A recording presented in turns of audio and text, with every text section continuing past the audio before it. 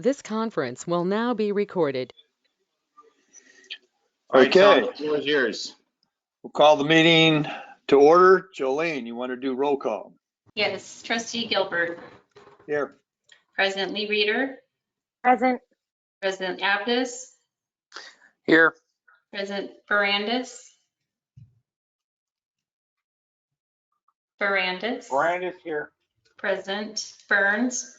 Here. Burns present. Jones. Here. Jones present. Thank you. Tom? Okay, moving on. We get approval of the agenda. No changes from staff on the agenda. I do want to point out that we had on 7.11 for committee meetings since the last board meeting. We did have a personnel committee meeting yesterday. There was a quorum of the board at that meeting, so it turned into a special board meeting. I will compile the meeting minutes from that meeting and report it to the board in our May board packet. So that's the only thing that won't be provided today is an update to the committee meeting. That meeting concluded yesterday around 3:55. So it was a special board meeting, and I will include that into the record for next month. Okay. Is there a motion to approve the agenda? So moved. Chris. Motion by Trustee Burns. Is there a second? A second. Second by Lee Reeder. Jolene, just real quick before we take the roll call or the vote on this, I do want to enter into the record that Trustee Baines has joined. And so good morning, Trustee Baines. We're just doing approval of agenda. There's been a motion and second with no changes to the agenda. So Jolene, will you take roll? Yes, Trustee Gilbert. Aye. Gilbert, I. Lee Reeder. Aye. Lee Reeder, I. Aptis. Aye. Aptis, I. Barandis. Barandis, aye. Barandis, I. Baines.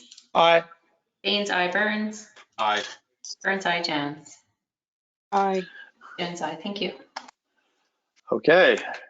Want to join me in the Pledge of Allegiance? I pledge allegiance to the flag of the United States of America and to the republic for which it stands, one nation under God, indivisible, with liberty and justice for all. Thank you. Okay, any conflicts of interest?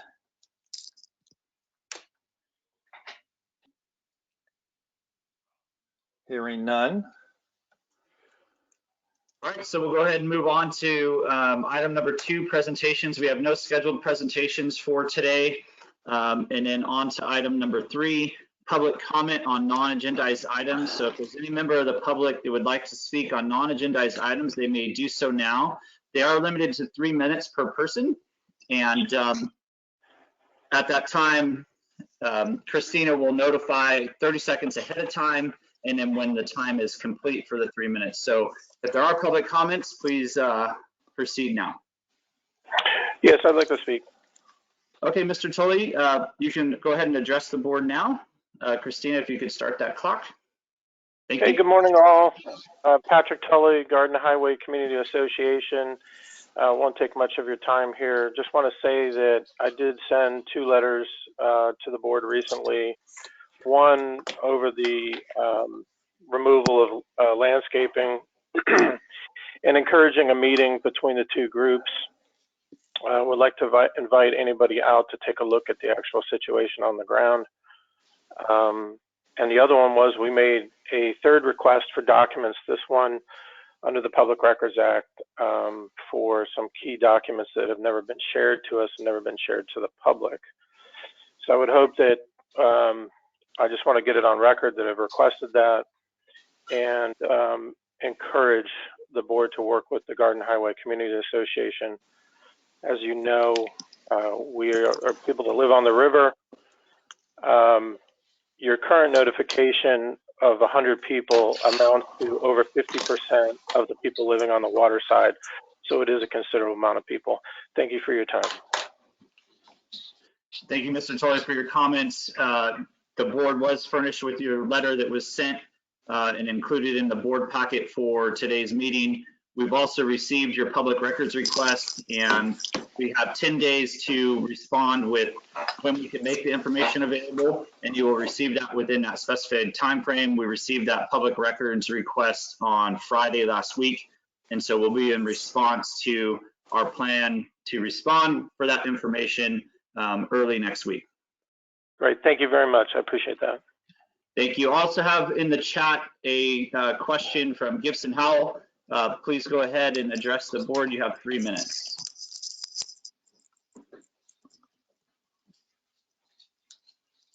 Gibson, you're muted, so if you want to go ahead and unmute. Okay, now it's working. Can you hear me now? Okay, great. Yes, my question is your brochure that you sent out about your diagram of Zone 1 and Zone 2. I was able to watch your last public comment meeting in February. And the question about that is, in that meeting, you stated that in Zone 1 and Zone 2, trees were okay as long as they were pruned up to 5 feet, I believe. Is that correct? Well, I'm not sure if, okay. And my question is, in all the writing I can find in Zone 1 and Zone 2, it doesn't say anything about trees being okay. So I'm wondering why that it's publicly stated that trees pruned up to 5 feet within Zone 1 and Zone 2 are okay. But in all the writing of the variance where it says waiver, it only mentions small shrubs and things like that. And so I'm wondering about that, if we can see where, if you can let us know where it is in writing that trees pruned up to 5 feet are okay. And then it's additional would just be that the new levee prism that they've agreed with us when we had the settlement agreement said that the levee prism would change, and that thus the new side of the levee that was the engineered side would be the east side of Garden Highway, the land side of Garden Highway. So would just like to get some more information on how the levee prism was designed and if that is being taken into account. Thank you, Mr. Howell. We will have another informational session for the public on April 27th. I'd encourage you to attend. I'll take your questions into account, and we'll be able to address that during that community meeting. So hopefully you're able to attend, and then that information will be provided. Again, we'll record that meeting and post it to our website for Seeing Levees Saves Lives. So hopefully that'll help.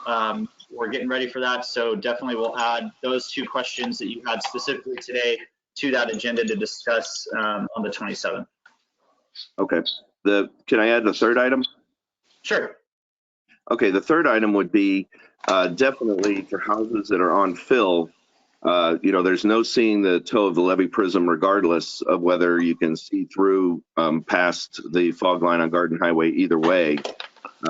And also, if it's possible to see, if you can see completely through someone's driveway onto the levee toe side just by looking through the driveway, will that be considered acceptable or not?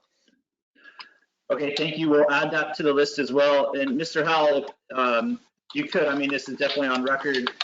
Feel free to follow up with any other questions you may have. Recapture it to our email account, which is SWIF, SWIF at rd1000.org. And we'll make sure that we incorporate all of those questions into our community meeting on the 27th. So thank you this morning. Yep, thank you. Any further public comment on non-agendized items? Hearing none, we'll move on to informational items, which is the first one here, 4.1 General Manager's Report. There's only two things that I want to point out here this morning. I'm going to go ahead and mute you again, Tom Gilbert. There we go. Two things on the GM's report. I did meet with Tom Gilbert and Elena Lee Reeder as a follow-up as directed by the board following last month's board meeting regarding the GM evaluation and some items to give a response back to the full board and kind of a work plan. Time permitting with everything that we have going on in the district, I do intend to provide back a memorandum of those items specifically listed for further understanding, which I'll present back to the board probably as a cover to an updated work plan in the next month or so. And so that'll help us list out, and then the full board can set priority on that work plan, but give you some understanding for some of the requested items and the resources necessary to do those specific things. We'll follow up with that. Didn't have time to include it in this month's report, and I want to think about some of the requests a little bit more and really be responsive to the desires and things that were stated. Did express that to Tom and Elena, and they were agreeable to this approach, but do want you all to know that I am following up on that, and it may take a little bit of time with budget prep, with SWIFT, with the potential comprehensive financial plan, policy development, everything else. We're trying to incorporate that into so we can satisfy that request and then start a brand new work plan for fiscal year 22-23 on July 1. So get those things in place, set priorities, and move forward. The second item that I want to bring up is that last month we discussed the State in Natomas event hosted by the Chamber of Commerce. We went to register for the event. They need specific attendees. So I think the table is 7 or 8 people, maybe less. Jolene, help me out. But anyway, I think it's 5, Kevin. I think it's 5. 5 per table. So if any trustees are wanting to attend that event on the 27th for the State in Natomas, please let me know now if you're interested in attending, and we can get you on the attendee list so they can have name tags and know who's coming and all that stuff. And if we have more than 5, we'll obviously get 2 different tables. So Why don't we have Jolene by roll call ask? okay, perfect. All right, Trustee Gilbert, Yes, I'll be there. Lee Reader, I'll be there. Abdus. Yes, Barandis. trying to unmute. Sorry. Yes, Okay. I think so. I'm a tentative. Okay. Barandis. I cannot attend. You cannot attend. Thank you. Baines. Yeah, I probably will not be attending. Thank you. Burns. Yes, I will attend. Thank you. Jones. No. All right. Thank you. All right, thank you guys for that. Jolene, let's talk this afternoon and find out staff-wise and how many tables we need. So we'll get that going. Thank you guys. Any questions on the general manager's report on the information provided? Kevin, is there an update on the Rosin Court and the contract with the city and the homeless? Yeah, so we responded back, gosh, Chris, I think it was in February. Scott and Rebecca and I replied back with basically going back to our original deal points and things that we needed. We did make a little bit of a modification in some language about reserving space on Rosin Court. We have not heard back from the city regarding that. So the ball is really in their court. And I think as we discussed that it's a city request and city resource and time should be spent in doing that. So we haven't followed up since the February response back to their proposed lease agreement. Perfect, thank you. Yep. The only other question I had on the KSN, the pumping plant 8, the preliminary design, do we have an idea when we might get, if we're going to get a little harder number, if it's 27 million or 30 million? I only say that because the state is flush with money, and there's a possibility that we could maybe ask for some funds for that project, especially since infrastructure is one of the things the state can spend the excess money on. So there's an opportunity for us. Chris, I've been working on that in the background as well. I've had meetings with Assemblymember McCarty's office as well as Senator Pan's office, and specifically put in a request based on some information I got from the Flood Association about a month ago that the average annual capital investment in flood infrastructure in the state is more than $1 billion. It's currently funded at less than, it's $41 billion, and it's currently funded at less than $1 million. There is a budget surplus, and I've advocated for, and I'm trying to set up meetings with those electeds to encourage this to be at the forefront. It's hard to talk about flood, obviously, during times of drought and potential drought, but flood infrastructure is significantly ignored in the state. So I am working on that. Gabe, do you have an update on KSN's specific question here about pumping plant 8? Yeah, so right now they are performing a topo survey. So I would expect in the next 2 to 3 weeks we have something back. But yeah, they just did a topo survey this week. So Chris, probably within the next 2 to 3 weeks, I'm hopeful to get something. Kevin, if you don't mind sharing, if you have some documents, I'll try to submit it on my side with because that's something Senator Nielsen up north is big on, and is vice chair of budget. So that's something the more people we talk to, the better possibility we have of getting funding in the budget. Yeah, so I'm trying to get a copy, and I will, Chris, absolutely follow up on that, because I think, if we can take advantage of the budget surplus for the state and bring more attention to flood control, given the unfunded nature of flood protection in the state for infrastructure, certainly do that. I am trying to set up that meeting with McCarty and Pan's office. I do have a meeting with Matsui next week, although that's federal side, but anything that we can do, I'll certainly give it over to you, Chris. If there's specific things that you need, let me know, but I can provide our CIP plan, or even have the Flood Association provide me some statistics on flood control investment, right? Yeah. Any further questions on the general manager's report? Okay, hearing none, we'll move on to operations manager's report.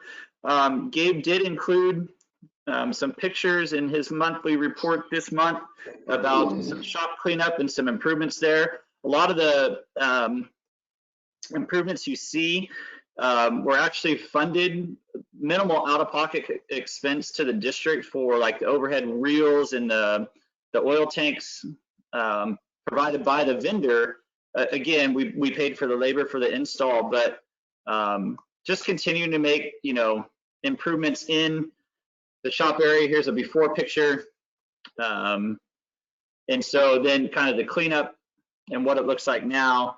A lot more efficient, a lot less cluttered, a lot safer, and easier to work through. So minimal expense to the district, and these are just the everyday improvements that Gabe's brought to the district in the last year and a half. And so thank you, Gabe. Did you have anything you wanted to add on the ops report?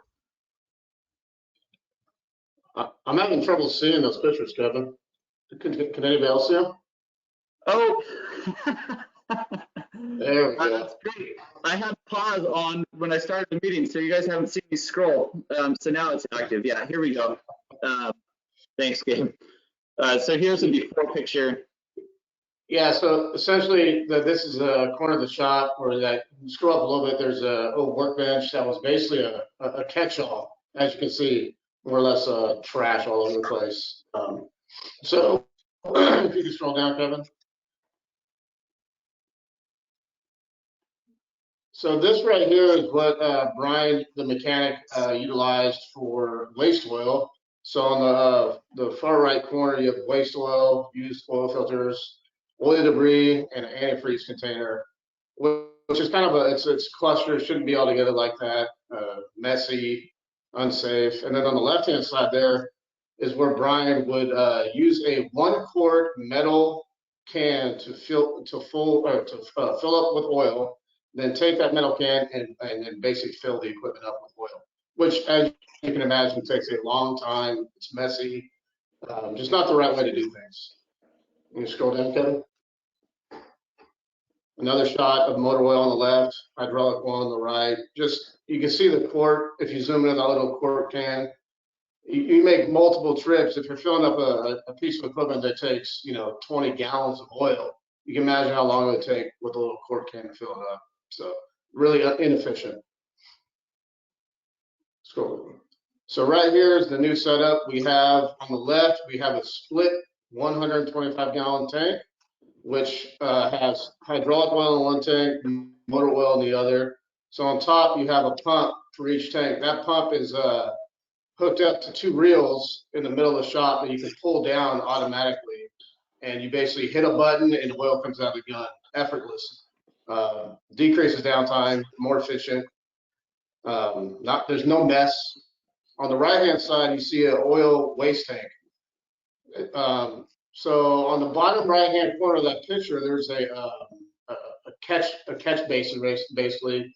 It's mobile. You can slide it under equipment. That has a hydraulic fitting on it that you can attach to the waste oil pump, and it sucks that out automatically. You're not handling it. You're not pouring it into a container. It pumps it right into that tank. Super clean. It's safe. No slips, no trips, no falls. It's a really good setup. Everything is just contained in one spot. It's a double wall tank, so it's up to code. So it's just a very large improvement. Scroll down. So that's the catch can. So you can see on the right hand side, there's a quick disconnect hydraulic fitting that you can pump right into the waste oil tank. So this overall setup is great. It's just there you go. There's the hose reels. They're hanging. You can pull down. They're 50 feet a piece, so it goes anywhere you want to go inside the shop. So yeah, and this is right there when Brian's servicing the equipment, whether it's our light vehicles or heavy equipment, it's right there for him. It's no trips back and forth across the shop carrying used oil, new oil, the risk for potential slips and falls or hazardous containment. It's all double walled, as Gabe talked about, and the equipment came at no cost to the district from our vendor. We paid for the labor install to hang the reels and put the tanks in. So great job. I just wanted to share that with the board this morning, that behind the scenes, there's a lot of things going on improvement wise, along with everything else we have going on. These are the types of things that we're doing to increase efficiency and reduce the risk for hazards for our employees and others. So anyway, thank you, Gabe. One more thing to add. I'm currently working on a card lock system for our fuel. So right now, what we do is we have a binder. The employees write down the date they fuel up, how much fuel they used. It's just not a good way to do things. So I have the same vendor developing a scope to install an electronic card lock system. So basically, you have a card, you stick in the machine, you enter the unit number, what type of fuel you're using. It then basically it counts the fuel for you. It sends me a report electronically, which now I can convert into state reporting requirements. So it's just electronically tracked. We know where the fuel's going. Just it's also a very, very nice thing to have. Current methodology used by lots of various folks except for us until this point. So we're working on that as well. So thank you, Gabe. Any questions from the trustees on Gabe's ops manager's report?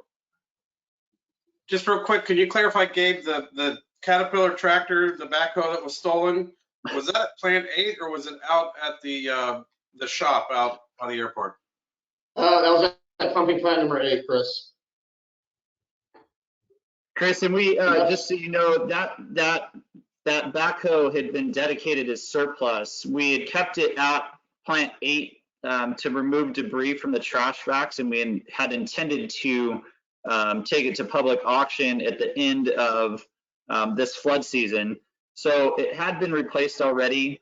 We have submitted a claim to our insurance company for that, for payment. But yeah, it was at Plant 8. So another thing to add on to that, we do have the capability of installing GPS sensors on all of our equipment, including trailers, to track them. Not only for theft, but we can utilize that for spraying pass, how much, fuel mileage. You can use it for maintenance. So Network Fleet does offer that for all of our district vehicles. Obviously, there's a monthly fee for it, but it's something we may want to potentially look into installing in the event if we have another piece of equipment and or any type of vehicle that has been stolen, we can track it within seconds. Yeah, so Gabe's working on that quote now. That will be included, in the fiscal year 2022-23 operations budget, which we'll discuss with the operations committee. That item, as well as others that we feel are necessary for next year. We will discuss that with the operations committee at the ops committee meeting on the 14th.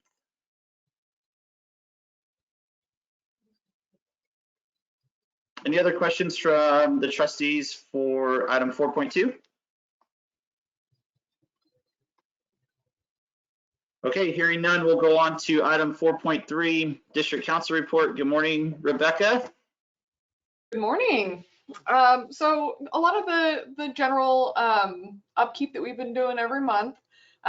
Major activities this month included assisting with your financial plan and responding to some questions about SWIFT and your efforts there. So pretty straightforward this month. Thank you, Rebecca. Any questions for Rebecca on General Council Report?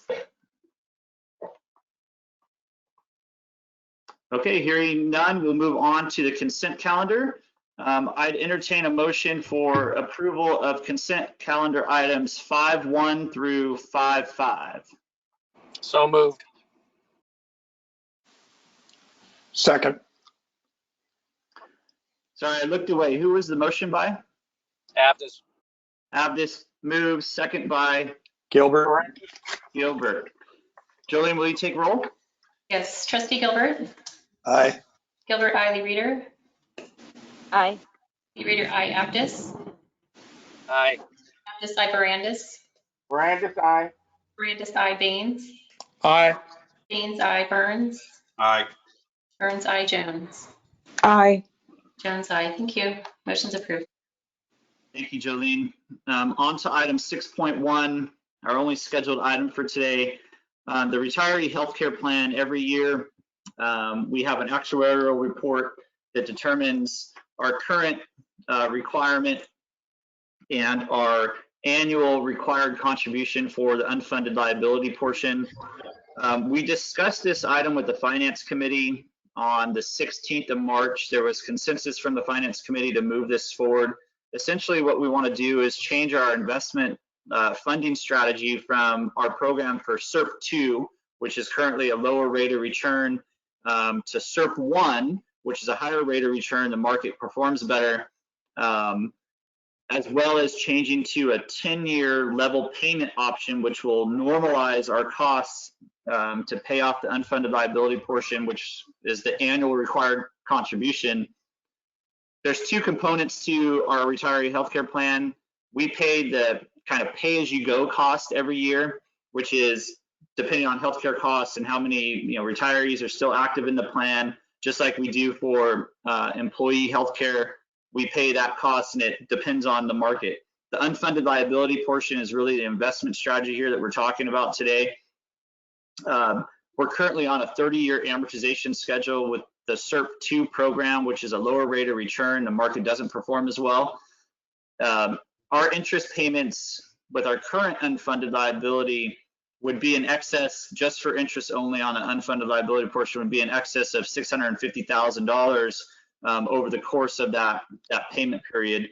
By moving to SERP 1 with the expected rate of returns, as we saw as of June 30th, 2021, on a 10-year flat payment level payment, we would theoretically pay that off in 10 years, depending on how the market performs, with a level dollar payment through that entire period. And our total interest savings on doing that would be probably $400,000, $350,000 to $400,000, depending on the market. Third quarter last year of 2021, SERP 1 saw a rate of return of 19%.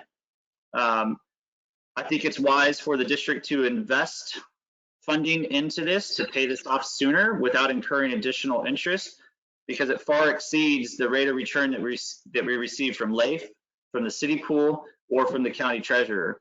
And so I think it's wise for us to put this in there. And if the market continues to perform how it has, and who knows, this year's obviously a little different, but we should be able to pay that off at our 10-year level payment, and maybe even sooner if the market performs better than expected. So with that, I would turn it over to the trustees for any questions, and then I'll open it up for public comment.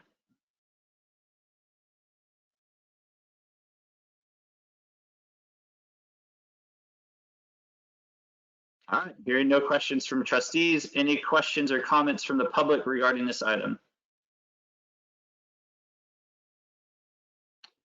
Okay, hearing none, I would entertain a motion to approve item 6.1 to change our funding strategy to SERP 1 and move to a 10-year level payment option for our OPEB ARC, which is the other post-employment benefit annual required contribution to pay off the unfunded liability. So moved. Motion by Brandis, I second. second by Lee Reeder. Jillian, will you take roll? Yes, Trustee Gilbert. Aye. Gilbert, aye. Lee Reeder. Aye. Lee Reeder, aye. Abdus. Aye. Abdus, aye. Barandis. Brandis, aye. Barandis, aye. Baines. Aye. Baines, aye. Burns. Aye. Burns, aye. Jones. Aye. Jones, aye. Motion is approved. Thank you, Jillian. The last thing on the agenda today is the committee meeting report. Any questions on the minutes provided for the committee meeting since the last board meeting?